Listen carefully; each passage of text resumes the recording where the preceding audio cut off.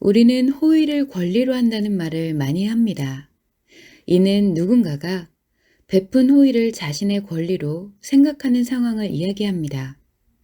처음에는 베풀어 준 것에 대해 감사함을 느꼈으나 익숙해지면서 심리의 변화가 생겨 점차 감사한 것이 아닌 당연한 것으로 인식하게 되는 현상입니다. 왜 이러한 변화가 일어나게 되는지 알아보겠습니다. 먼저 호의의 개념을 명확히 알아야 합니다. 호의를 베풀 때는 호의를 베푸는 사람과 호의를 받는 사람이 존재합니다.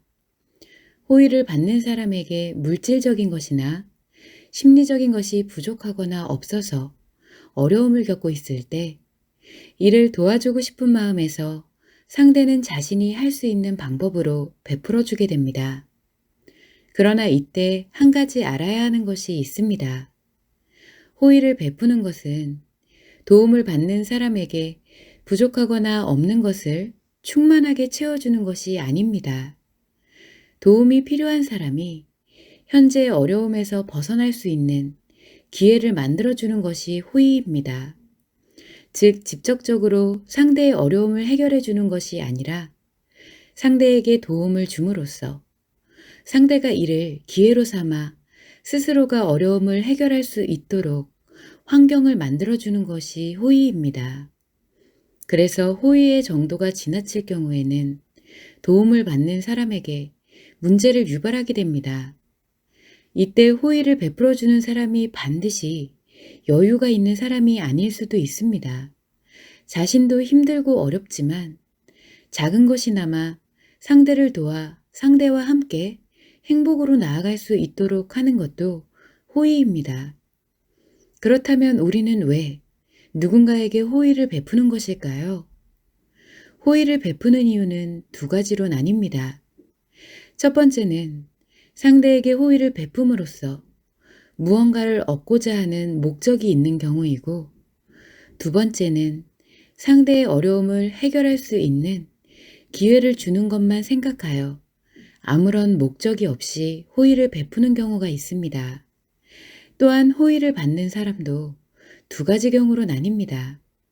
첫 번째는 자신에게 호의를 베푸는 상대가 자신에게 목적을 갖고 있을 것이라고 생각하는 경우, 두 번째는 상대가 아무런 목적 없이 자신에게 호의를 베푼다고 생각하는 경우입니다. 이렇게 호의를 베푸는 사람과 도움을 받는 사람 간에 상호작용하는 심리에 따라 호의의 결과는 매우 달라집니다. 첫 번째, 목적을 갖고 호의를 베푸는 사람과 상대가 그 목적을 알고 있는 경우입니다. 상대는 목적을 갖고 호의를 베풀었기 때문에 받는 사람은 목적에 부합하는 것을 주어야 합니다.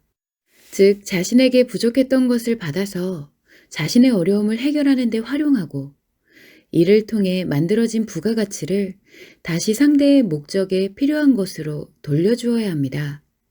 이것은 거래관계이기 때문에 사실상 호의라고 할 수는 없습니다.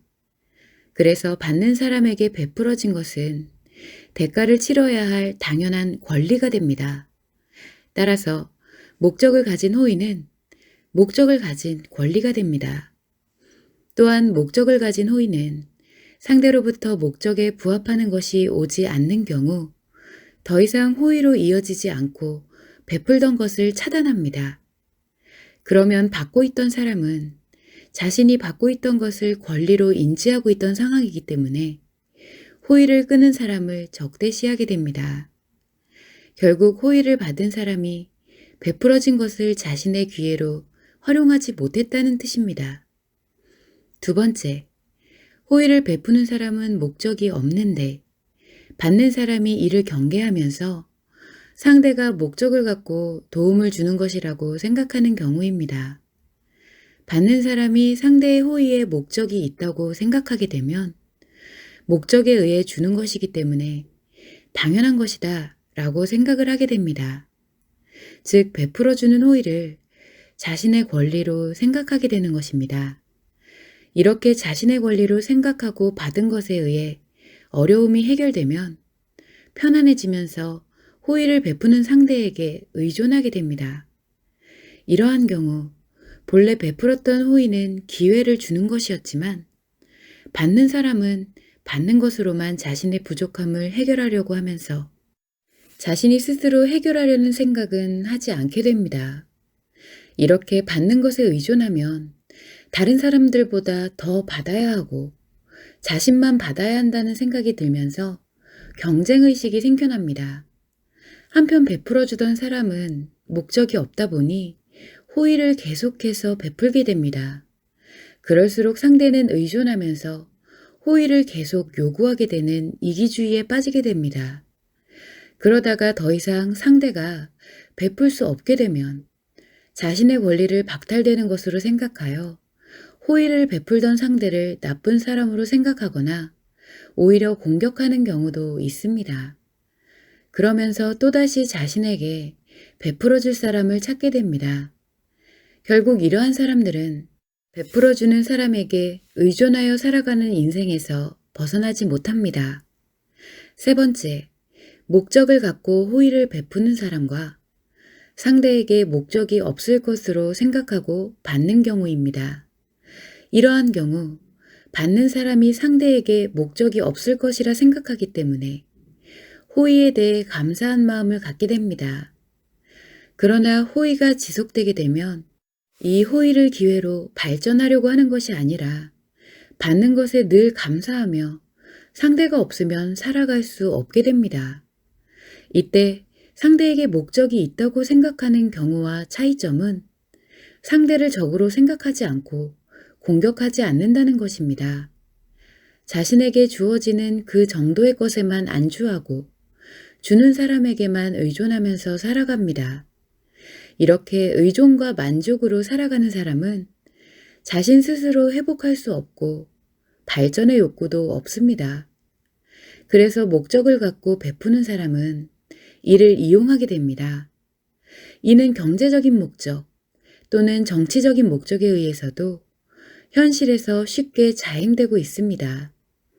주로 어려운 사람들을 이용하고자 할 때 초기에 선행을 베푸는 것처럼 하여 이용하게 되는 것입니다. 네 번째, 목적이 없이 호의를 베풀어주는 사람과 받는 사람이 상대에게 목적이 없다는 것을 알고 있는 경우입니다. 이러한 경우 호의를 받는 사람이 자신에게 온 호의가 기회라는 것을 정확히 알게 됩니다. 그래서 호의에 감사하며 호의를 자신 스스로 발전하기 위한 기회로 삼아 노력하게 됩니다. 이렇게 호의를 바탕으로 노력하여 발전을 이루는 경우 훗날 대성을 하게 되었을 때 기회를 제공해 주었던 상대에게 지속적으로 감사함을 갖게 됩니다. 그래서 성공한 사람들의 인터뷰나 자서전에서 종종 과거의 작은 기회가 나의 인생을 바꾸었다 라고 하는 경우가 있는데 그것이 이에 속합니다. 또한 호의를 기회로 줄 때 목적을 가지지 않았던 사람도 자신의 호의로 인해 성공한 사람에게 바라는 것이 없습니다. 처음부터 호의를 베풀 때 목적이 없었기 때문입니다. 그래서 순수하게 상대의 발전과 성공을 기뻐합니다. 이처럼 호의를 베푸는 사람과 호의를 받는 사람의 목적에 따라서 호의에 대하여 감사 또는 권리로 생각하게 되고 성공을 위한 기회가 되기도 하며 평생 의존적인 인생을 살게 만들기도 합니다. 따라서 우리는 상대와 자신을 볼 때 표면적으로 보여지는 것의 이면에 어떠한 심리가 작용하는지 정확히 분석할 수 있어야 상대의 작은 호의에 의해서 파멸할 수도 있고 발전할 수도 있다는 것을 알 수 있습니다. 또한 베풀어주는 자신의 호의가 상대를 파멸시킬 수도 있고 발전할 수 있는 기회를 줄 수도 있다는 건 역시 알아야 합니다.